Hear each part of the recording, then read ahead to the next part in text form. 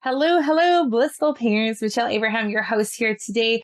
And have I got a great guest for you? I have Klara Sedlacek with us today, and we're going to be talking about all sorts of things like triggers and all sorts of things like how to release your trauma from the past so it doesn't interfere with your future, and all sorts of things that us as parents can totally get triggered on. Let me say hi to Clara first, and then we'll share a little bit more about her with you. How you doing, Clara? Hi, Michelle. So happy to be here. So great to have you with us. I'm glad that you're joining us today. And Blissful Parents, Clara is an emotional wellness coach and a keynote speaker. She helps stressed out moms of school age kids transform tension into connection. Clara is trauma informed certified EFT, which is tapping practitioner, and her approach is rooted in the nurturing the now and releasing the past. So this is an exciting topic because, oh my gosh, there's a lot going on in the world right now. And I'm sure parents are being triggered left, right, and center. How do we stop our parents from just losing their shit? How do we help our parents right now that are maybe struggling? And how can we help not navigate not our past trauma interfering with our parenting? Oh, that's a great question, Michelle. Those were a lot of questions no, for you. let me answer them in a nutshell very quickly now. I think a first step is to kind of, you're in the middle of it, things are happening. The thing is to kind of anchor yourself. Have a word, a thought, a memory, a talisman, something that brings you to the why you are a parent. Some of us, for me, it took a long time and it was a crazy journey. So for all my IVF treatments, I created an anchor when I was floating in a float tank. For me, it was like this string of yellow energy that's coming towards me, like this light. So I created a little bracelet and a yellow t-shirt, and I wore it. I wore it for all my treatments and also for the embryo transfer. It was just with me. So right now when things are happening, I just kind of think about that energy, the why.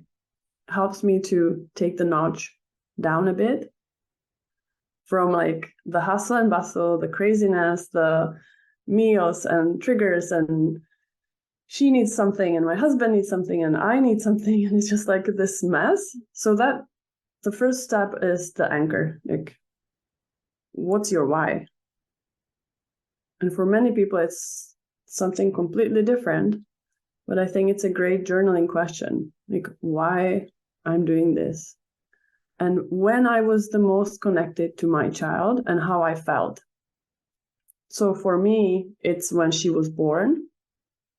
And I was just, she was on me and I was looking at her and just seeing that vulnerability, that being, just that hormonal flux of everything. So the anchor is that feeling, and also, what if she was not here?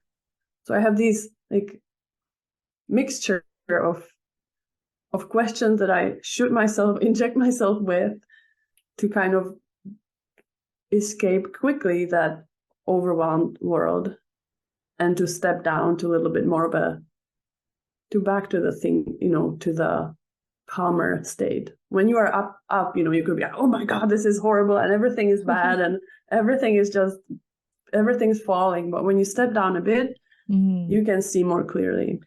Yeah, I feel that in your voice, even as you're speaking right now, like you've got that calming clarity in your voice. And if you don't mind, I'll share a story that happened this morning in this kind of exemplifies what you're sharing.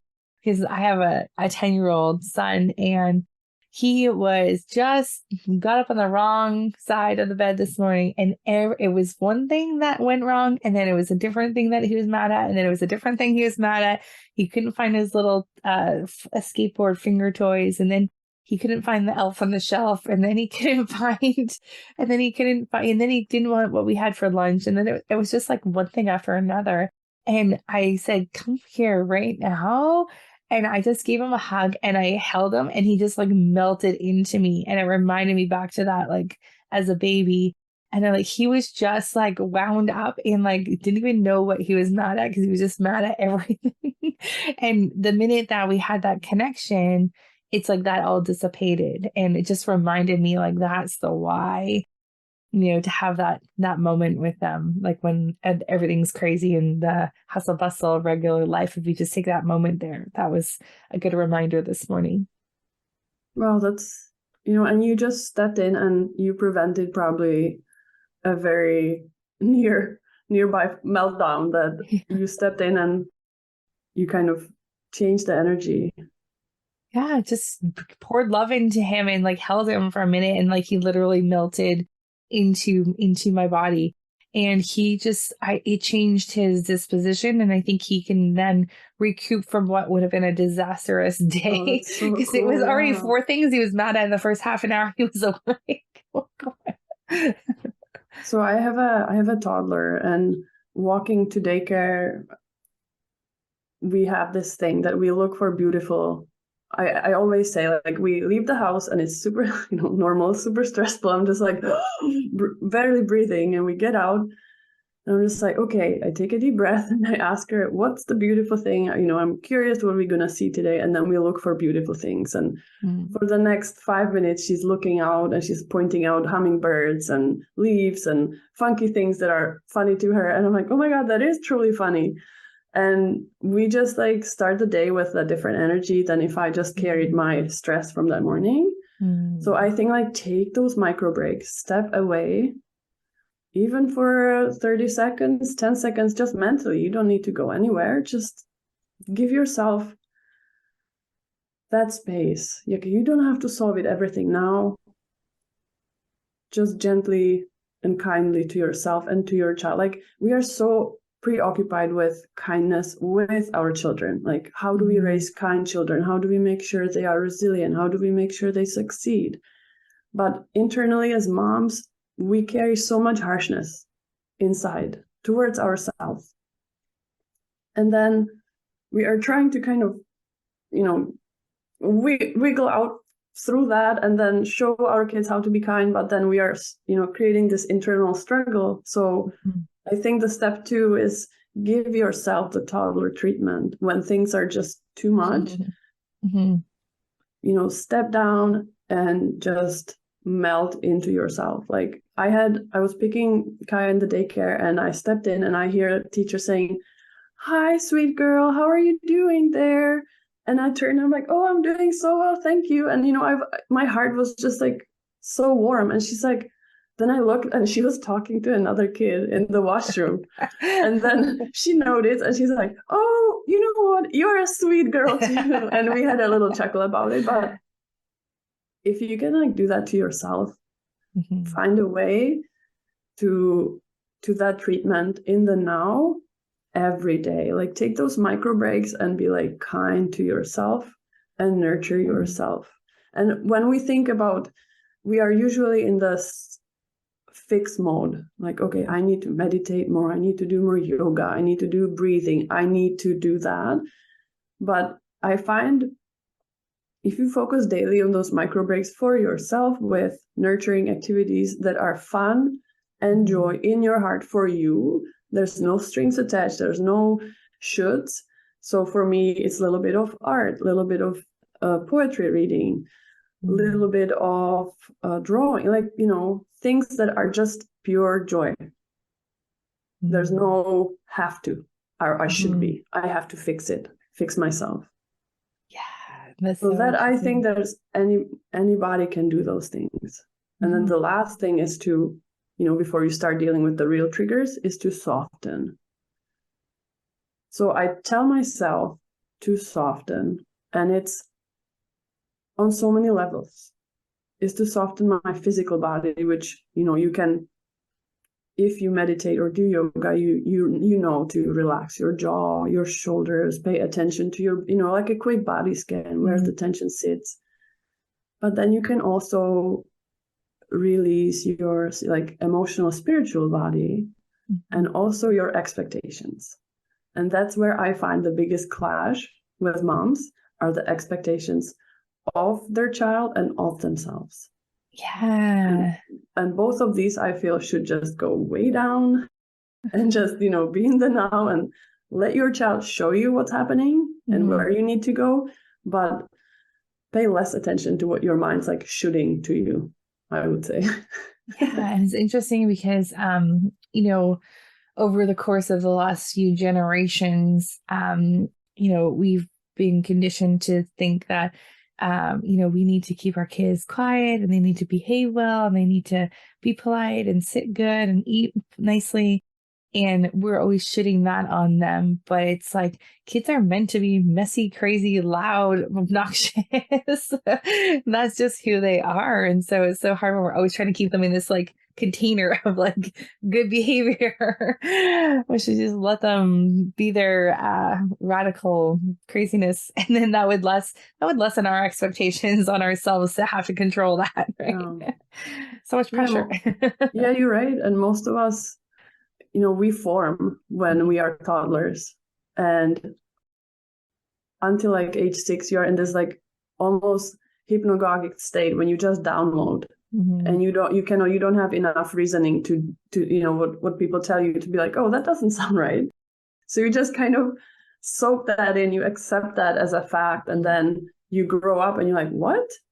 And that's when I find that children are like your best guide to show you what works and what you should just discard. Mm.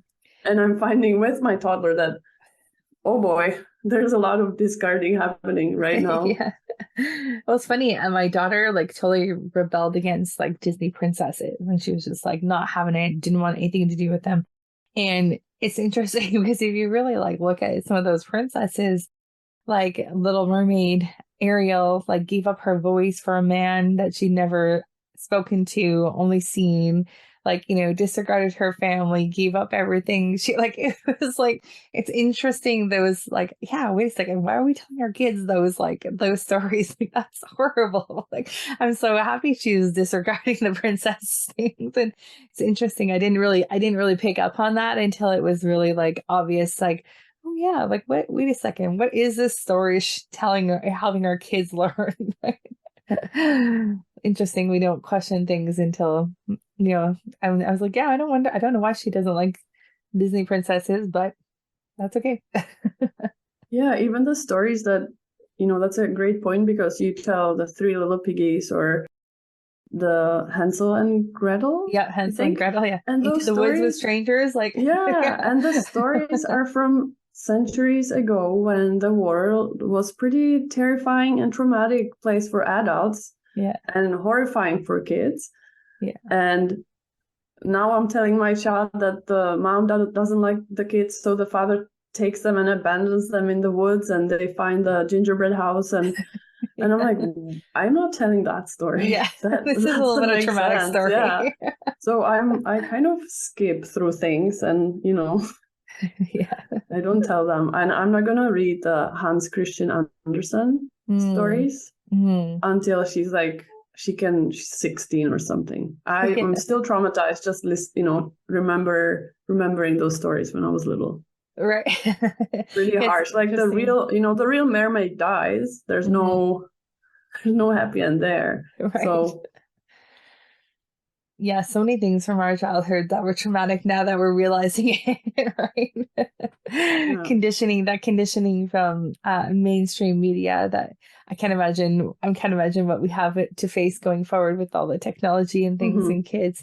So now with technology being a big thing in houses too, I would imagine this grounding practice and like really getting back to your um calming yourself down and everything, that's also really important, would imagine, for the kids after being on technology to help re-regulate themselves and recalibrate their nervous system after having so much screen time, or the shows that they're seeing, or just like fast flashing. Like, I think that affects their, I noticed, and the reason I'm saying this, I noticed like when my kids have been on screens and they get off, they're like this like Yeah. wired like animal. And if we take a minute and kind of like kind of calm them down a little, that helps a little bit.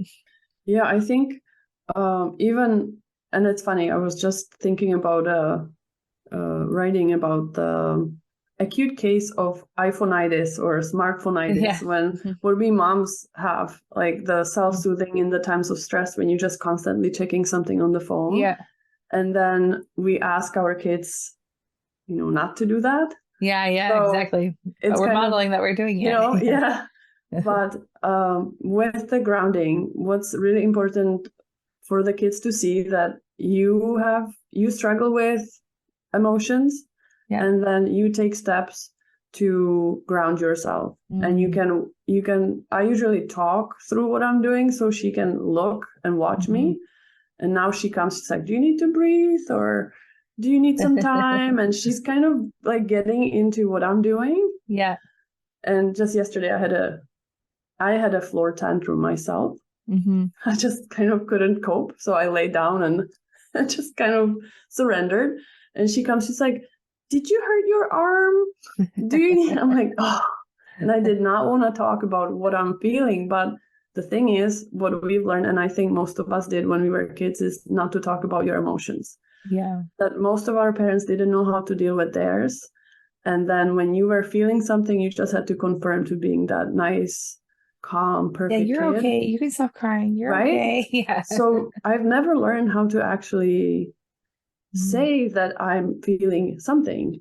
And before I learned the tapping, I would silent treat my husband, because things would come up for me even before we had children, and I did not know what to do with myself. Like, I felt so conflicted, so afraid to say something, because usually when I misbehaved or showed emotions, there was some type of physical or emotional reprimand. So even coming in touch with that feeling, and now relearning that it's okay to have them. Yeah. That's why I feel the tapping is such a nurturing emotional regulation tool, because the first sentence, and you can say it yourself, the children can say that, is, even though I have this feeling and I feel it in my body, in my stomach, it's this raging red color. You can go wild describing things, but you finish up, you say, I accept that feeling, or I accept myself. And that, I think, is missing link in our approach to ourselves, to the world, and to the village, is that self-acceptance part. Absolutely. As soon, when we talked about, like, taking the notches down, like, stepping down from that, as soon as I say that, I'm just like, whoa, okay, my energy again. And then you can deal with a lot more if you can just quickly, run down the stairs. And like, one day I took her, it was just a very intense evening, and we got out, and I'm just like, oh my God. And then I said, even though I feel like launching her to the moon right now, I accept how I feel. And all of a sudden, instead of that stress, I started laughing. Wow. And it was all gone. That's awesome. So I find that's like the final in the moment. And then you can start looking under, because I feel like the triggers and the anger that comes up, if we fight it, then we struggle. But if we embrace it and learn from it and see where it takes you, you can actually nurture that little one, nurture your inner child, and get some healing done. That's great. I think we're in a weird situation right now with our parents didn't know how to teach us how to do that. So we didn't really learn, and now we're supposed to help our kids with their emotional regulation. And it's like, well, that's just cool, but we probably have to learn it better ourselves first before we can teach it. So is that when you started looking at tapping as a solution for emotional regulation, emotional wellness, and that's kind of like the one tool that you found that was super helpful? Yeah, I found that through my therapist, who I walked into the office, and I said, the first opener was, I had a happy childhood. And he didn't say anything. He just looked at me like, and he didn't say anything the whole session. And at the end, I cried. I bought like a year-long supply of Kleenex. And after a couple sessions, he recommended the tapping. And that's when I started to feel not just awareness, like raising awareness about where I was coming from and what was happening, but actual release. So I wasn't really looking for like emotional regulation, per se. Right. But I was looking for a tool that would help me to deal with this overwhelm of emotions and barrage of PTSD style syndromes and just triggers that were kind of showing up again in my late 20s. Yeah, that's interesting. And so now you help moms with their emotional wellness. Like, do you have programs or how in coaching? I understand that you do. I have a coaching program that's 6 weeks, and it's like a 6 weeks into wellness, and that deals with the triggers and with what's under, the underlying cause of triggers, and with nurturing the inner child, and with making space for yourself to start nurturing yourself in the now and allow yourself to do that. So it's a pretty neat program. Yeah, that's awesome. I think that's so needed out there. Someone that can support the parents that need the support because they're supporting everyone else.